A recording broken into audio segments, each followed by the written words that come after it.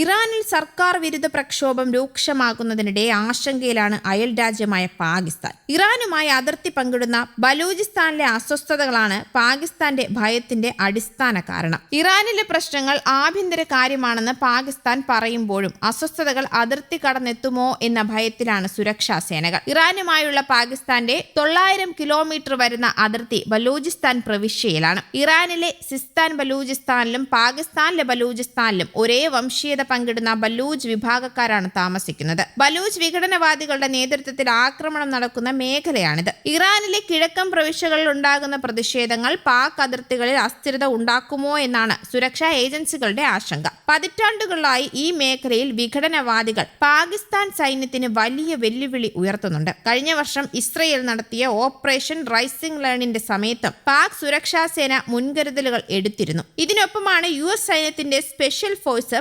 പാകിസ്ഥാനിലെത്തിയെന്ന അഭ്യൂഹവും പടരുന്നത്. ഇറാനിൽ ആക്രമണത്തിനായി US സൈന്യം പാകിസ്ഥാനിലെത്തിയെന്നാണ് എക്സ് അക്കൗണ്ടുകളിൽ പ്രചരിക്കുന്നത്. US സൈന്യത്തിന്റെ വരവ് പാകിസ്ഥാൻ ഔദ്യോഗികമായി സ്ഥിരീകരിക്കുന്നുണ്ട് എങ്കിലും ഇത് ഇറാന്റെ സൈനിക നടപടിയുടെ ഭാഗമായിട്ടല്ല എന്നാണ് വിശദീകരണം. ഇരു രാജ്യങ്ങളും തമ്മിലുള്ള ഭീകരവിരുദ്ധ സൈനിക പരിശീലനത്തിനായാണ് US സൈന്യം എത്തിയിരിക്കുന്നത്. പാക് പഞ്ചാബിലെ ഖാറിയാൻ ജില്ലയിലെ ദേശീയ ഭീകരവിരുദ്ധ കേന്ദ്രത്തിലാണ് സംയുക്ത ഭീകരവിരുദ്ധ അഭ്യാസങ്ങൾ എന്നാണ് സൈന്യം നൽകുന്ന വിശദീകരണം. ഇറാനിലെ സംഘർഷം തുടരുകയാണെങ്കിൽ എണ്ണയും മറ്റു വസ്തുക്കളുടെയും വില ഉയരുന്നതും പാകിസ്ഥാന് പ്രതിസന്ധി തന്നെയാണ്. സാമ്പത്തികമായി തളർന്ന പാകിസ്ഥാനിൽ കള്ളക്കടത്ത് വർദ്ധിക്കുന്നതായാണ് മറ്റൊരാശങ്ക.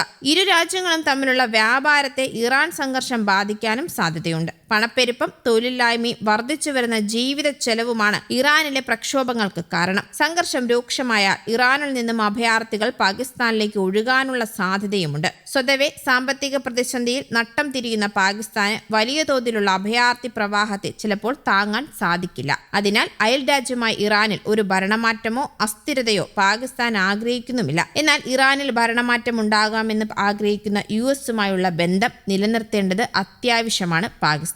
ഇതിനു പുറമെ ബലൂചിസ്ഥാനിലെ പ്രാദേശിക സമ്പദ് വ്യവസ്ഥ അതിർത്തി കടന്നുള്ള വ്യാപാരത്തെയാണ് പ്രധാനമായും ആശ്രയിക്കുന്നത്. ഇറാനിലെ ആഭ്യന്തര പ്രശ്നങ്ങൾ കാരണം ഈ വ്യാപാരങ്ങൾ തടസ്സപ്പെടാനും ഇന്ധനക്കടത്ത് വർദ്ധിക്കാനും സാധ്യതയുണ്ട്. ഇത് പാകിസ്ഥാന് തലവേദന തന്നെയാണ്. ഇറാനിലെ സ്ഥിതിഗതികൾ അവരുടെ ആഭ്യന്തര കാര്യമാണെന്ന് പാകിസ്ഥാൻ ഔദ്യോഗികമായി പറയുമ്പോഴും തങ്ങളുടെ പ്രവിശ്യയിലേക്ക് ഇത് പടരാതിരിക്കാൻ അതീവ ജാഗ്രതയിലാണ് ഇപ്പോൾ രാജ്യം. ഡിസംബർ 28-ന് ആരംഭിച്ച ഇറാൻ പ്രക്ഷോഭത്തിൽ ഇതുവരെ 48 പോലീസുകാരടക്കം 546 പേർ കൊല്ലപ്പെട്ടെന്നും 16,000 പേർ അറസ്റ്റിലായെന്നുമാണ് US ആസ്ഥാനമായ human rights activist news agency report ചെയ്തത്. സർക്കാർ കണക്ക് പുറത്തു വിട്ടിട്ടില്ല. ഇന്റർനെറ്റ്, ഫോൺ വിലക്ക് തുടരുന്നതിനാൽ രാജ്യാന്തര മാധ്യമങ്ങൾക്കും വിവരങ്ങൾ ലഭ്യമല്ല. ഇറാനിൽ ഭരണമാറ്റം വേണമെന്നും US ഇടപെടരുത് എന്നും റാലിയിൽ മുദ്രാവാക്യം ഉയർന്നിട്ടുണ്ട്.